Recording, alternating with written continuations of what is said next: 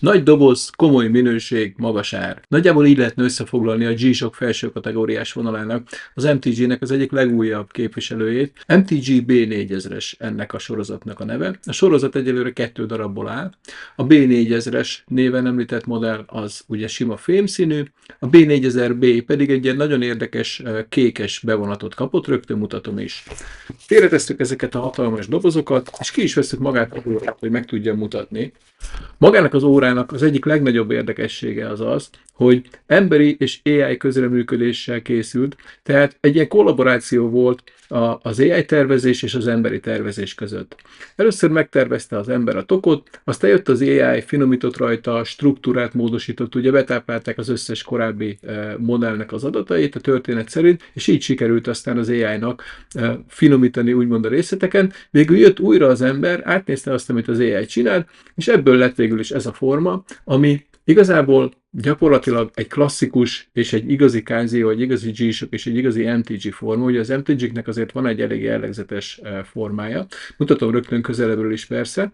Ami az érdekessége, az ezen kívül, hogy AI-jal tervezték, ez talán inkább csak egy ilyen kis plusz adalék a sztorihoz. Az inkább az, hogy egyrészt ami annyira nem jellemző volt eddig ezekre a G-Shockokra, az egy picit aszimmetrikus az óra, ugyanis itt fölül nincsen rajta gomb. Ellenben van rajta digitális korona, és van rajta 3 másik gomb, de így ettől, bár első ránézésre ez persze nem látszik rajta, de ettől függetlenül így egy kicsit érdekes, hogy ahogy keresnéd a gombot, és nincs ott. Viszont maga a kidolgozása, hogyha közelről megnézed, akkor tényleg a felületeknek a kidolgozása az tényleg csodaszép. Az egész óra, ahogy ránézel, látszik rajta az, hogy azért ez egy komoly darab. A komoly darab persze komoly árral is jár. Jelenleg ennek a kékített IP bevonatos változatnak az ára a hazai piacon, ha jól emlékszem, ilyen 540-550 ezer forint környékén mozog. A sima, úgymond idézőjeles sima változat, tehát ami teljesen ugyanez az óra, csak sima rozsdamentes acél színe van, az pedig, ha jól emlékszem, akkor ilyen 440 ezer forint körüli áron van.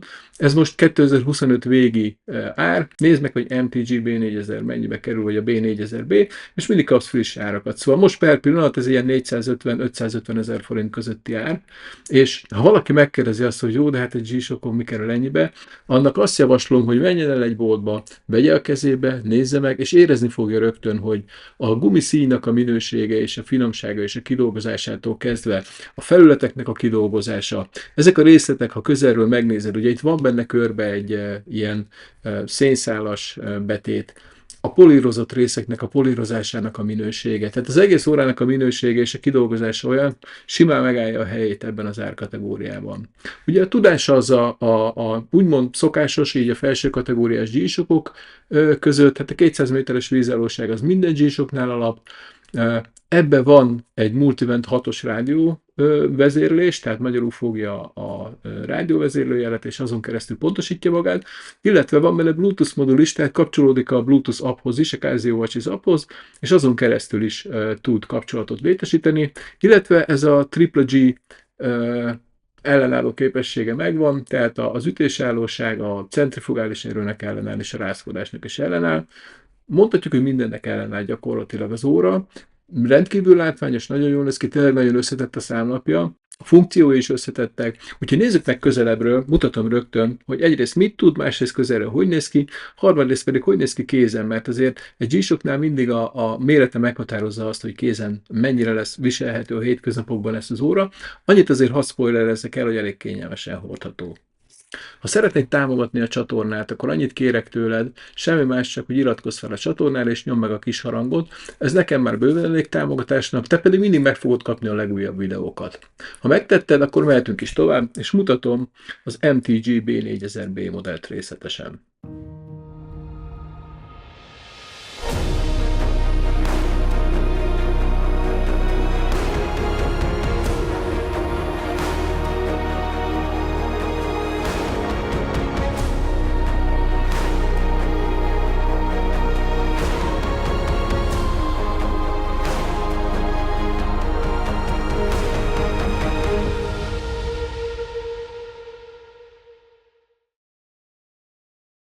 Verkmánia 2015 óta az órák világáról.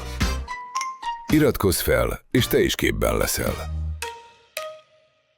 Most nézzük akkor tovább az órát, nézzük meg a címkét először, hogy mit mutat, hiszen a címke általában minden fontos funkciót, minden fontos jellemzőjét megmutatja az órának, egyszerűen, röviden, tömören összefoglalva. Szóval ez egy G-Shock modell, egészen pontosan egy MTG modell. Az MTG modellre majd még kitérek, hogy mi is ez az MTG, és miért is kerül több mint 500 000 forintba egy Casio attól, hogy MTG van ráírva. Ugye Carbon Core Guard TOG struktúra, a Carbon Core Guard TOG struktúra itt egész pontosan ki van egészítve, egy picit még komolyabbra, ezt is majd amikor odaértünk, akkor kifejtem. Bluetooth-os modell, és hát Casio gyártja természetesen. A címkén belül a pontos cikkszámát találjuk az órának, ugye MTG B4000B1A2R, ez ennek a színváltozatnak a kódja, ugye 2 színben jelent meg, van egy sima, idézőjelben sima természetesen nemes acél vagy rozsdamentes acéltok, és van ez az IP bevonatos, ilyen kékes-szürkés, ők szürkének hívják, én inkább ilyen kékes-szürkének hívnám. Ugye EU modell, és gyakorlatilag ennyi, amit a címkéje elárul róla az elején, és a hátulján még egy-két fontosabb érdekesség rajta van. Triple G resist, vagyis egyrészt ellenáll ugye az ütődésnek, lejtésnek, stb. Ez, ami az összes G-Shock modellnek a sajátja, ugye megjelenési óta gyakorlatilag erről szól a G-Shock. Ugye van ez a vibration resistant, ez a vibrációnak való ellenállás, ez azt jelenti, hogy folyamatos, magas frekvenciájú vibrációnak is képes ellenállni az óra úgy, hogy működik közben pontosan. És ugye a centrifugális erőnek való ellenállás, ez pedig a Casio leírása szerint 15 G fölötti centrifugális erőt is elbír már. Ugye fejlődik ebben is a Casio, hiszen a nemrégen mutattam be a GW3000M modellt, ami egy Gravity Master modell 2010-ből, és az akkor 12 G fölötti ellenállóságot tudott ugyanezzel a Triple G-vel, ez pedig már 15 G fölötti ellenállóságot. Nyilván fejlődnek az anyagok, fejlődnek a technológiák, úgyhogy így szépen megyünk fölfelé.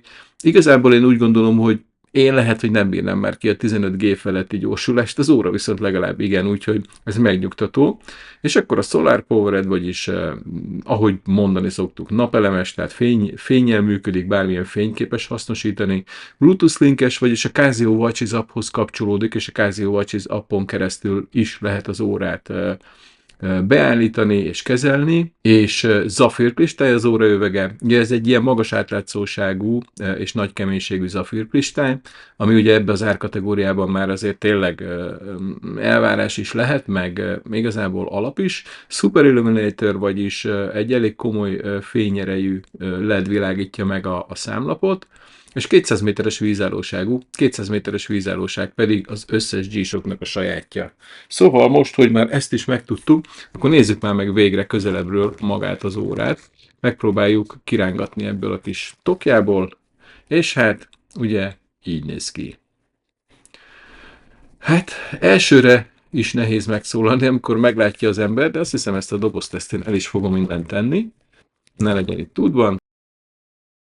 Szóval elsőre is nehéz megszólalni, amikor meglátja az ember ezt az órát, hiszen egy valódi G-Shock, egy valódi MTG modell ráadásul, és mégis van benne valami ilyen nagyon, nagyon egyedi, tényleg egy olyan megjelenése van, amitől én az első pillanattól kezdve azt mondtam, hogy na, ez az első olyan MTG modell, amire tényleg azt mondom, hogy na, ezt már el tudom képzelni, hogy hordjam állandóra. Az eddigi MTG-ket is nagyon szerettem minőségre, tényleg nagyon komolyak voltak, tényleg le a kalappal mindegyik előtt, de eddig azok között nem találtam olyat, amire én azt mondtam volna, hogy na, oké, gyere, téged hazaviszlek. Ellentétben az MTG B4000B-vel, ami, ahogy megláttam elsőre, az volt az érzésem, hogy na, ez végre egy olyan MTG, ami egyrészt egy picit jobban hasonlít a G-Shockra, ez persze csak az én meglátásom, mint a többi MTG. A többi MTG ez kicsit jobban hasonlít ugye a klasszikus órákra, mint egy G-Shock. Ez az MTG pedig kicsit jobban hasonlít a klasszikus G-Shockokra, mint egy klasszikus órára. Úgyhogy, de úgy, hogy megtartja az MTG-knek minden előnyét. Tehát a fémből készült házat, illetve a fém és különböző ilyen kompozit műanyag, hasonló anyagoknak az ötvözetével készült házat, megtartja a legjobb, legmagasabb szintű szerkezeteket, és nem utolsó sorban megtartja azt a jó tulajdonságát mondjuk az MTG-nek is, hogy a Yamagata Casio-ban készül, ami ugye a Casio-nak a úgymond felső kategóriás, tehát a prémium műhelye, ahol kifejezetten a felső kategóriás modellek készülnek, mint az MTG, az MRG, a Casio Oceanus, úgyhogy igazából gyakorlatilag ez a prémium vonal az, ami a Yamagata Casio-ban készül, és ezt az órát is ott készítik, elég komolyan képzett szakemberek vannak,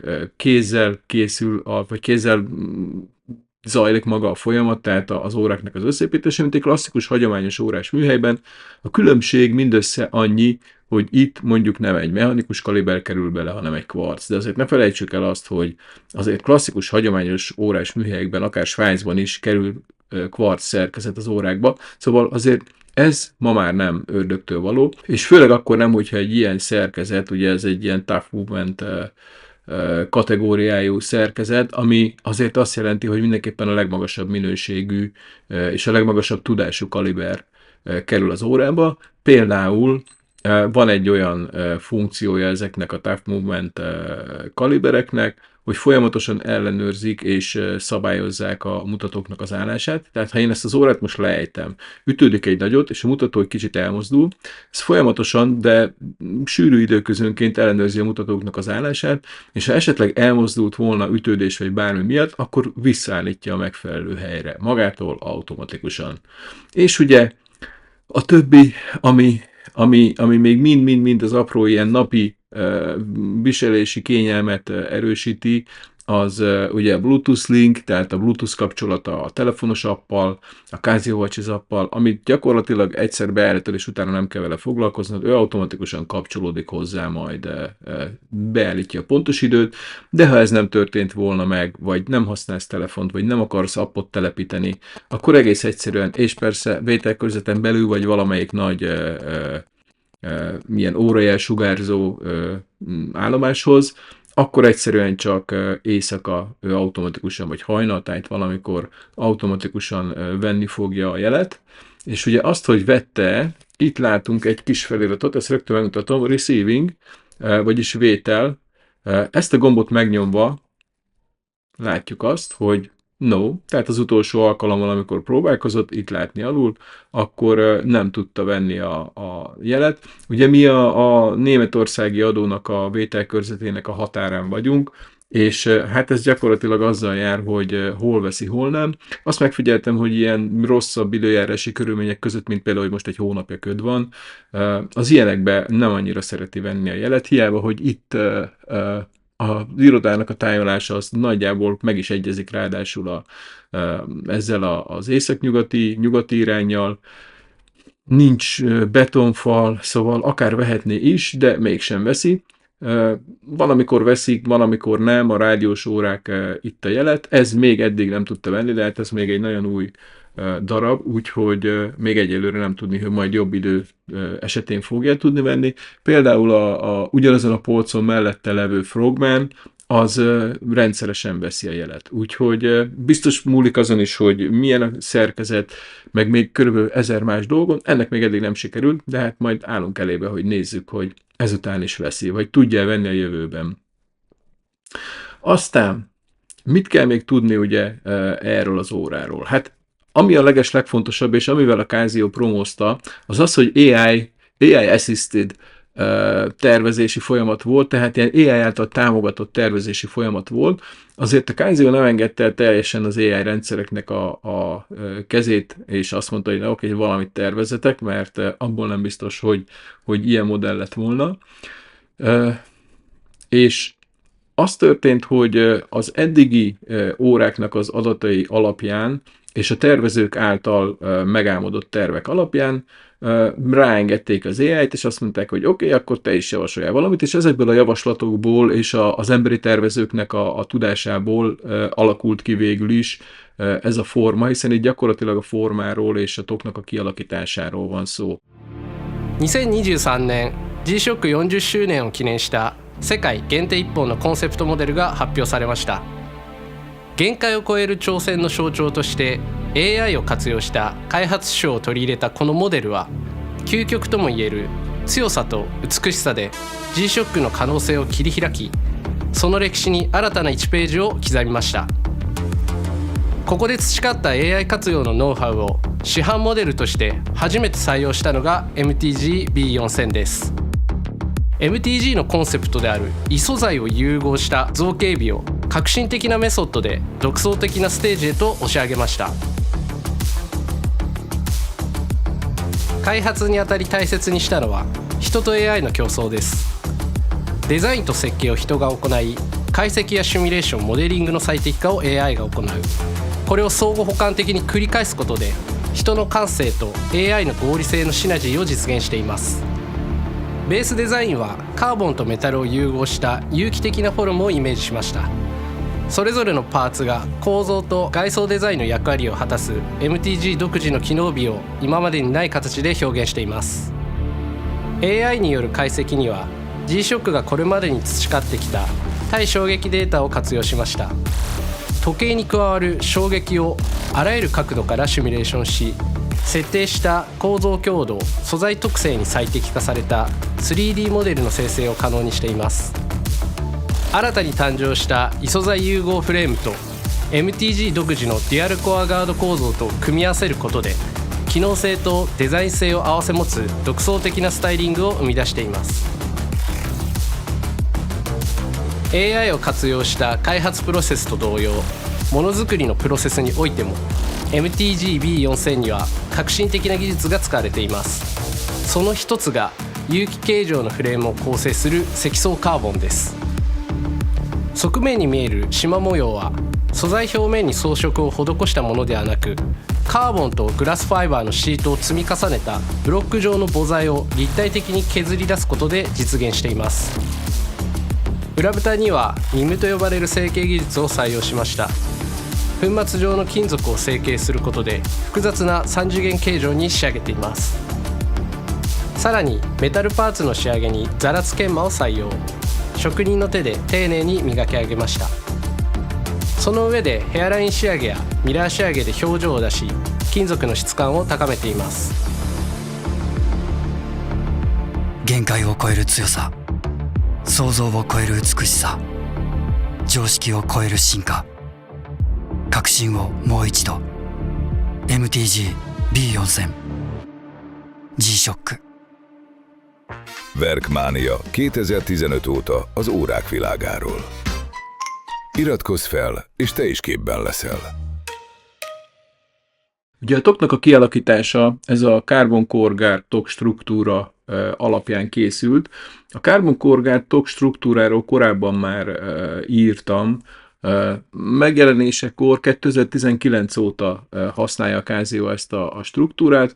Gyakorlatilag ez azt jelenti, hogy a úgymond hagyományos rázkódás, védelem, csillapítás mellett még azt az egész egységet, ugye ez az alfagél és társai, ezt még belehelyezik egy ilyen szénszálas valamilyen anyagból készült ilyen bölcsőbe, vagy tokba, vagy akármibe, és gyakorlatilag az ad neki egy kemény védelmet, az alfagéles rész az ad neki egy úgymond puhább védelmet, tehát gyakorlatilag azt a rázkodás védelmet még egyszer megerősítik még egy struktúrával, és ebből valami egészen szérületes dolog jön ki, és egyébként, hogy akkor ha már itt az ilyen mindenféle védelmeknél tartunk, akkor ugye ennek az órának a hátulján is látható a Triple G logó, és ugye a Triple G az azt jelenti, hogy egyrészt ugye a shock resistant, tehát ez a ütődésvédelem, másrészt a centrifugális erő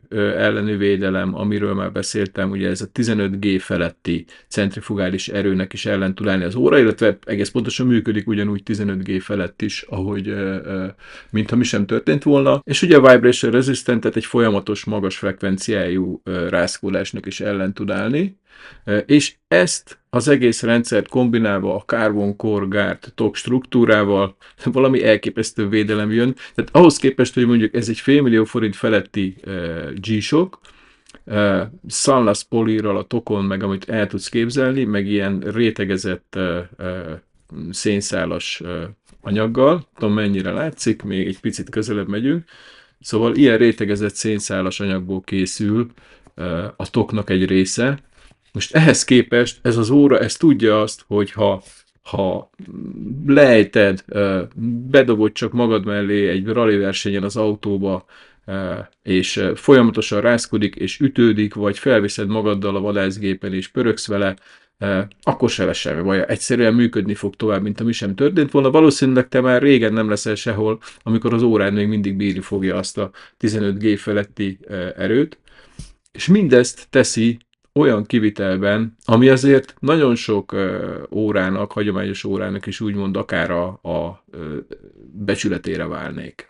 Mire gondolok? Az előbb már említettem ugye azt, hogy Salas Polir, elhangzott ez.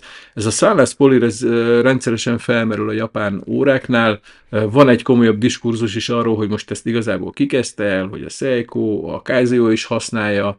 A Casio-nak konkrétan a weboldalán van leírva szó szerint ez, hogy Salas Polirral készül. Szóval ez egy polírozási technika, úgymond Japánban, egy olyan polírozási technika, ami torzításmentes polírozást tesz lehetővé, és ezt gyakorlatilag a magáévá tette már a Seiko-tól az Orienten át a Casio-ig mindenki, és látszik is azért az órán, hogy nem sok helyen látszik egyébként a polír, de ott nagyon szépen ki van dolgozva, és tényleg, ami látszik fémfelülete az órának, az tényleg egy ilyen nagyon szép, nagyon egyenletes polírozása van. Ami nekem külön tetszik, az az, hogy ez hívjuk lünettának, mindegy, ez az üveg körüli ráma, üveg körüli gyűrű, üveg körüli lünetta, ez 4 szögben van kialakítva, ahogy mozgatjuk az órát, hogy mindig egy másik szög, mindig egy másik része kap fényt, és emiatt így tényleg mindig jól látható. Egyébként alapból nagyjából a kialakítása miatt a G-Shock a felső az, ami úgymond világítva, és ami legjobban visszaveri a fényt, hiszen mégiscsak ez egy G-Shock modell. Annak ellenére, hogy például a régi veszélyparipám, hogy a számlapján ennek az órának Casio pici betűkkel van fölírva, az MTG nagyobbal, és ugye a G-Shock nincs is a számlapon, csak fölül. Ez modellenként változik, és évtizedenként is úgymond változik a G-Shockoknál, hogy éppen mikor, mennyi felirat és hova kerül. Ugye az MTG modell azért az egy prémium kategória, tehát itt már nem rajzolják tele a számlapot mindenféle amúgy az óraiparban néha így favorizált dolgokkal, hogy az órának a különböző tulajdonságait azt ráírjuk betűvel is a számlapra. Igazán szerintem nincs rá szükség, ez tökéletesen elég ennyi felirat rá, amennyi van rajta. Ugye mi van rajta? MTG, az egy rakott logó, Casio, az ugye rányomva a számlapra, és azon kívül csak tényleg ilyen funkcionális feliratok, mint a no és yes, amit az előbb mutattam már az idő pontosításának, tehát a rádióvételnek a jelzésére, hogy sikerült-e utoljára vagy nem, illetve van még egy on-off, az pedig az ébresztésnek a kibekapcsolása, illetve van még egy ilyen CRC jelzés, amelyik a rádióvétel és a kapcsolat, a különböző kapcsolódásoknak, tehát mondjuk a Connect, a Radio Control, ezeket jelzi, amikor éppen folyamatban van. Apró és szép részlete egyébként így még a lünettának. Ez valójában élőben egyébként ez szabad szemmel gyakorlatilag nem láthatóak, ezek a kis feliratok körbe, ugye UTC-vel kezdődik, tehát az univerzális idő, amit régebben Greenwich Mean Time-nak hívtunk, és akkor London, Párizs, Atén, és így tovább az összes városnak a jelzése, ami ugye arra utal, hogy ez egy dual time modell, vagyis be lehet állítani rajta különböző időzónákat, vagy különböző időket, és azok között lehet váltani is akár. Nézzük egy picit akkor, próbálok valami olyan szöget találni, ahol látszik is a számlap. Nézzük akkor egy picit meg a funkcióit. Ja, még egy nagyon érdekes dolog, és nekem ez kifejezetten szimpatikus. Én szeretem az aszimmetrikus órákat. Most csak, hogy így G-Shockból már az előbb említett Frogment hozzam, például kifejezetten szeretem, hogy az is egy aszimmetrikus forma. Ugye maga a tok is aszimmetrikus, de a szíj is ráadásul el van csúsztatva a középponthoz képest, szóval szeretem ezeket az aszimmetrikus kialakítású dolgokat. Ugye szemből ránézzel, nem is biztos, hogy leesik rögtön, hogy mire gondolok. Jobb oldalról 2 darab gomb, egy alul, egy fölül, és középen ugye egy elektronikus korona, menetzáras. Bal oldalról egy gomb alul, fölül meg ott van a helye még egynek, de ott nincsen gomb. Szóval ehhez a modulhoz már elég volt, meg ezekhez a funkciókhoz elég volt gyakorlatilag 3 gomb plusz az elektronikus korona. Ugye az elektronikus korona az arra szolgál, menetzáros egyébként, és ilyen nagyon finoman működik, szóval az arra szolgál, hogy ha nincs Bluetooth kapcsolatod telefonnal, vagy telefonod sincs, vagy nem akarod használni, akkor a funkciókat ezzel is gyakorlatilag tudod állítani. Annyira nagyon nem bonyolult, de azért annyira nagyon nem is egyszerű, szóval sokkal 100-szor egyszerűbb az abból beállítani, de mondjuk a nemrégiben bemutatott régi 2010-es Gravity Master modellhez képest nagyságrendekkel egyszerűbb és logikusabb a beállítása. Szóval ez az elektronikus koronával tényleg mindent lehet állítani. És akkor nézzük a funkciókat, hogy mik is vannak. Hát ugye, mivel G-Shockról van szó, ezért első az a stopper, gombnyomásra elindul. Itt 3 óránál van egy gyűjtője, percgyűjtő. Most ez az egyik furcsasága ennek a modulnak. Egyszerűen nincsen benne ez a hand shift funkció, vagyis nem lehet elküldeni a mutatókat egy olyan pontra, hogy ne takarják el a kis segédszámlapokat. Úgyhogy most egészen óra 10 perctől óra 20 percig, 10 percen keresztül a nagymutató azt takarni fogja ezt a segédszámlapot, és nem igazából lehet mondjuk például stopper használat közben pontosan leolvasni, vagy visszaszámlálásnál sem. Hát ez nem feltétlenül vagyok benne biztos. Ugye klasszik stopper, nullázás, nem vagyok benne biztos, hogy ez jó ötlet volt. A nagyon-nagyon hasonló kialakítású, tehát ez a része, meg ezek a funkciók ugyanígy működnek mondjuk az analóg Frogmannél is, hogy megint csak azt hozzam, de tényleg az áll legközelebb azért kialakításra, minőségre, kategóriára ehhez. Szóval ott például van helység funkció, 2 gombot megnyomsz, és elküldi a mutatókat egy olyan pontra, hogy nem takarnak semmit. Ebből ez kimaradt. Igazából nem is értem, hogy miért, és szerintem hiányzik belőle ez a funkció ilyen esetben.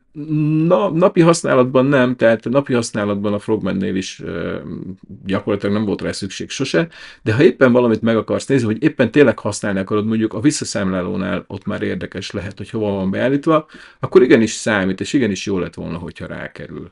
Következő funkció az ugye pont maga a visszaszámláló, ott most kinagyítom akkor amennyire csak lehet, ott látod a picike számlapon, segédszámlapon 3 óránál van, lehet látni, hogy ez 5 percre van most beállítva, és a kedvenc funkcióim egyike, ugye visszaszámlálásnál merre indul el a másodperc mutató, visszafelé, hiszen visszaszámol, és szépen megy körbe-körbe, közben a segédszámlapon a mutató is indul visszafelé, és amikor odaér a nullához, vagyis hát 12-höz, akkor pedig hangjelzést ad, és megáll. Gyakorlatilag ennyit tud a visszaszámláló, és ezt jól csinálja. Szintén lehet nullázni. És például most csak, hogy mutassam az elektronikus korona, hogy működik. Adott funkciónál, ugye most csak kitekertel, akkor nem történik semmi, csak lehet érezni, hogy kattog, tehát ugye egy ilyen kis kapcsolót kapcsolgat. Hiszen ez gyakorlatilag az elektronikus korona, az csak egy ilyen plusz-minusz kapcsoló. És egy kattintásra kihúzom, akkor lehet szépen egyesével állítani. Mutatom közelebbről. Ha jó a szemed, akkor látod, ha nem, akkor meg számolod, hogy hány percnél áll. Most megint fordul egyet, ez azt jelenti, hogy tároltam, köszi, vettem, és most, ha elindítjuk, akkor most 10 perctől számol vissza. Szépen, ugye már át is ugrott rögtön a 9-esre, hiszen már a 9. percben van. És ennyi. Szóval így működik ez az elektronikus korona, hogy adott funkciónál kihúzod, és ott állítod azt a funkciót, ahova akarod. Következő funkció, ugye itt alul mindig mutatja, hogy éppen mikor mi történik, stopper, timer, alarm.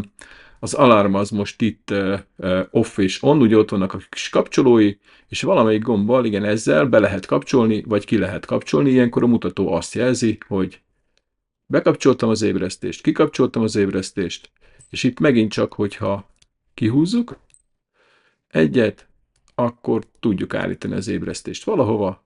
Ugye, ha gyorsabban megtekerem, akkor elindul, és vissza kell egy picit állítani, és akkor innen már lehet percenként állítgatni, és akkor itt be tudjuk állítani mondjuk most 2 órára, hogy meg leszek majd lepve, hogy miért ébreszt. Visszatolom, és be van állítva 2 órára az ébresztés. Itt nekem egy ébresztés sikerül beállítani, az abba, ha jól emlékszem, itt is be lehet állítani többet, És ezt ugye ugyanúgy ki tudom kapcsolni, vagy be tudom kapcsolni. Most 2 órára van beállítva az ébresztés. Hát igazából ennyit kell erről tudni. A hajnali 2-re, ugye ott látni a kis P és A mutatónál, hogy posto ante, tehát dél előtt vagy dél után, és ez délelőtt 2 óra, és hajnali 2-kor fog égtelen sípolásba kezdeni. Úgyhogy ki is kapcsoltam, mert valószínűleg el fogom felejteni, és bár az irodában van, de akkor is jobb, hogyha nem csipog. És ugye ott még megmutatja H, M és L, tehát magas, közepes és alacsony töltöttséget, majd visszaáll a napra, amit szintén most eltakarnak éppen a mutatók, de igazából annyira nem. Nem optimálisak a fényviszonyok. Ez verőfényes napsütésben szerintem még szabad szemmel is leolvasható, de most is lehet látni azt, hogy szerda van, és 24-e, úgyhogy boldog karácsonyt mindenkinek. A többi pedig a szokásos, ezeknél a modelleknél szokásos, egy picit visszamegyek, valójában nem remeg ennyire a kezem. Ugye 12 előtt vagyunk még, tehát a kis 24 órás mutató, ez a fő mutatóhoz kapcsolódik, vagy a fő időhöz, amit mutat. Rögtön mutatom, hogy lehet őket cserélni. A funkcióválasztó, illetve a funkció kijelző és napkijelző, a kis dual time, vagy éppen mikor milyen funkcióra szolgáló, és a hozzá kapcsolódó délelőtt délután jelzés, és van ott még egy dátum is, egy picit ott elrejtve, de legalább nem töri meg a szimmetriáját az órának, és akkor ugye van neki egy világítása, ez a ledes világítás, majd mutatok róla sötétbe is képes, sötétbe egyébként abszolút jól leolvasható vele az óra. És amit még ezzel a világítás gombbal tudunk, az, hogyha lenyomva tartjuk, ez egy ilyen látványos funkció a kázióknál, akkor megcseréli a... Érdekes módon egyébként ez a modul már sokkal gyorsabban forog át, mint például, hogy negyedszerre is idézzem a nagyon hasonlóan működő Frogman, analóg Frogmannek a modulja. Az szépen körbe teker minden időt úgy, ahogy kell. Ez pedig nagyon gyorsan legközelebbi úton odaállítja a mutatókat, most visszaállítjuk, ahova lehet. Hát nyilván a legközelebbi az most ennyi, tehát nem pörgeti teljesen körbe, hanem minden mutatót beforgat a helyére. Ugye mi ennek az oka és mi ennek a lényege? Az az, hogy még ez egy régebbi modul lehet valószínűleg, addig ez egy újabb, és ebben több motor van, tehát ha külön motor van minden egyes mutatón, akkor ezt meg lehet csinálni. Ha egy motor és áttételek vannak, vagy 2 motor és áttételek vannak, akkor pedig muszáj körbeforgatnia, hogy mindegyik mutató aztán majd pontosan oda kerüljön, ahova jut. Ez egy jobb megoldás lényegesen energiatakarékosabb is, hiszen ma már minden erről szól az óráknál is, és azért, hogy mondjam, látványos az is, amikor ott 1 percen keresztül pörgeti a mutatókat, de igazából ennyi is bőven elég ebből a pörgetésből. Lünetten felsorolva ugye, vagy feltüntetve a Light Receiving és Mode, ez is változik egyébként Casio modellenként, sokszor a hátulján szokott lenni a toknak belegravírozva, ezen viszont az elején van, abszolút nem zavaró, MTGB 4000, és a többi szokásos felirat a hátulján, csavarozott hátlap, de egy ilyen elég brutális, hogy mutassam, hogy jobban látszon, szóval csavarozott hátlap, de egy ilyen elég brutális darab, formája is nagyon jó, és úgy tényleg olyan, hogy megfogod, és érzed azt, hogy na, ez azért már valami. Szíj, hogy jót is, meg rosszat is tudjak róla mondani. Ugye a formája egyébként bármilyen irányból nézed az órát, az fenomenális, tehát tényleg egy nagyon, nagyon látványos, nagyon jól sikerült, nagyon dögös, de ugyanakkor abszolút normális, hordható méretű. Érdekes, hogy elemeire bontva ezek ilyen nagyon furák, ezek a kis különböző részek, mutatok róla mindegy robbantott ábrát, szóval ezek a kis különböző részek, ezek így nagyon furán néznek ki, de amikor össze van így rakva egy órába, akkor abszolút jól néz ki.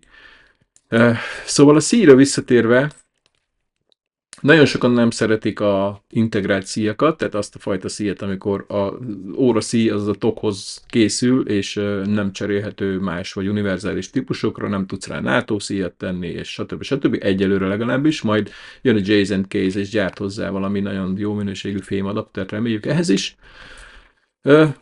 Hanem, ugye ez a gumiszíj, most hívhatjuk szilikonnak, vagy bármileg, de gyakorlatilag ez egy gumiszíj, ez ott lehet látni, hogy stiftel van, és nincs meghajolva egyébként a stift, hanem ilyen a forma. Szóval stiftel van hozzá csatlakoztatva a tokhoz, már nem csavaros kivitelennél, hiszen ez azért mégsem egy olyan G-Shock, mint amiket tényleg ütésre, vágásra terveztek, hanem ez egy finomabb MTG, szóval itt már a tokfülekhez gyakorlatilag stiftel van rögzítve a gumiszíj, és emiatt akármennyire finom a kidolgozása a szíjnak, akármennyire kényelmes egyébként maga a szíj, mert tényleg az, és tényleg így, ezt nem lehet nyilván átadni, de így, hogy megfogod, ilyen nagyon kellemes, ilyen puha tapintása van a szíjnak, maga a szíj is viszonylag puha, de nem túlságosan. Másik oldalról, szóval ezt el kell tudni fogadni, hogy 550 000 forintért egy olyan órát kapsz, amin nem tudsz szíjat cserélni, csak saját gyárira. Ha ez megy, akkor igazából ez a te órát, ha nem megy, akkor kell keresned egy olyat, amin nem ilyen a szíj megoldás. A másik, ami ugye maga a csatnak a formája, ez már a szögletes, ugye nemrég volt a Gravity Master GV3000MS modell, ami 2010-ben készült, annak még ez az íves formájú csatja volt, azt nekem annyira nem a barátom, régebbi G-Shockokon mindegyiken szinte olyan volt. Aztán egy ideje már hál' Istennek ezt csinálják. Ugye az olcsóbb G-Shockoknál ott műanyagból szokott lenni, ez fémből van, tehát ez így nagyon, nagyon komolyan és rendesen meg van csinálva. Az egyetlen, amit én nem szeretek, az ez a fémbújtató. Nehéz, nagy, kőkemény, kopog, és nem tudom megmutatni itt, mert ez puha, de egyébként asztalon kopog, és karcolódik. Szóval azon kívül, hogy marha jól néz ki, azon kívül én, nem tudom, előbb-utóbb szerintem le fogom venni, és ki fogom cserélni egy sima G-Shock gumis bújtatóra, mert nekem ez az egy, ami így a színál annyira nem a barátom. Ugye fölvéve viszonylag el lehet úgy helyezni, hogy ne érjen hozzá mondjuk az asztalhoz, de akkor is, ahogy mozgatod a kezed, előbb-utóbb, ugyanis rögtön mutatom, hogy becsatolva mondjuk egy ilyen normál méretre, mondjuk így, ez egy picit azért nagyobb is, szóval akárhova teszed, előbb-utóbb hozzá fog érni az asztalhoz, ahogy mozgatod a kezedet. Akár a csat is, de a csat az még talán annyira nem gáz, de az, amikor összekarcolódik, az annyira már nem lesz szép. Úgyhogy ezt én nem szeretem, jól néz ki, ez kétségtelen tény és való, tehát tényleg ez egy komoly cucc, úgymond. Én nem szeretem, de nem kérdezték meg a véleményemet róla, hogy szerintem miért tegyenek rá, úgyhogy ilyen lett. És hát emiatt ennél nagyobb baja, hogyha nincsen, azt szoktam mondani egy órának, akkor nagy baj nem lehet vele. Szóval ez az óra, ez ér annyit, amennyibe kerül. Most biztos sokan felhördülnek, leesnek a székről, és föltözvágják a telefonjukat, hogy de már pedig ez nem így van. Úgy fogalmaznék akkor, hogy annak, aki szereti a G-Shockot, annak, aki szereti a japán órákat, a japán óráknak ezt az egyedi, különleges gondolkodásmódját, ahogy készülnek, annak, akinek nem kell az, hogy egy darabka svájc legyen a csuklóján, hanem legyen csak egy darabka japán a csuklóján, abból viszont, ha lehet, akkor legyen a lehető legjobb minőség, akkor én azt mondom, hogy ez az MTG, ez már egy olyan kategóriájú darab, ami tényleg megéri az árát. 550 000 forint manapság azért, most ezt tudom, hogy megint rosszul hangzik, de sajnos valójában így van, hogy nem egy akkora összeg, hogy azért már, tehát ha körülnézel az órák piacán, és egy nagyobb órásboltban leszűrsz 5-600 000 forint közötti árkategóriára, és megnézed, hogy ott mik vannak, aztán megnézed, hogy az ugyanilyen, vagy nagyon hasonló technológiájú óráknak az ára az hol van, akkor azt fogod mondani, hogy hát tulajdonképpen ez az MTG, ez nem is egy rossz vétel.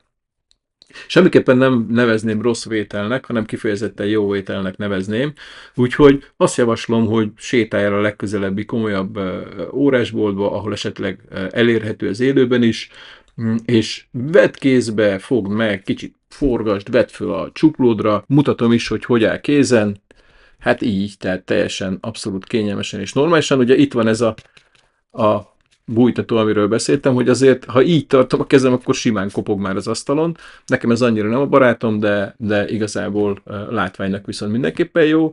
Vastagsága abszolút kényelmes, és itt most talán még így kamerán keresztül egy picit vastagabbnak is tűnik, mint amekkora. Ez egy tökéletes, kényelmes, jó hordható G-Shock. Köszönöm, hogy megnézted ezt a videót.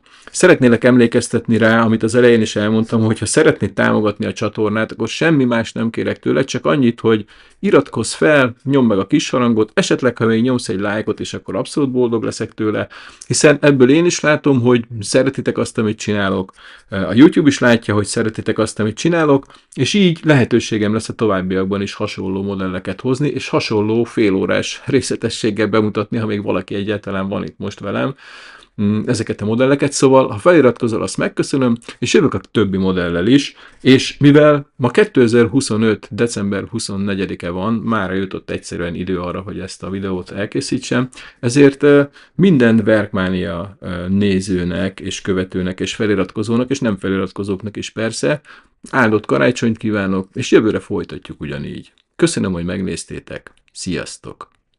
Verkmania 2015 óta az órák világáról. Iratkozz fel, és te is képben leszel.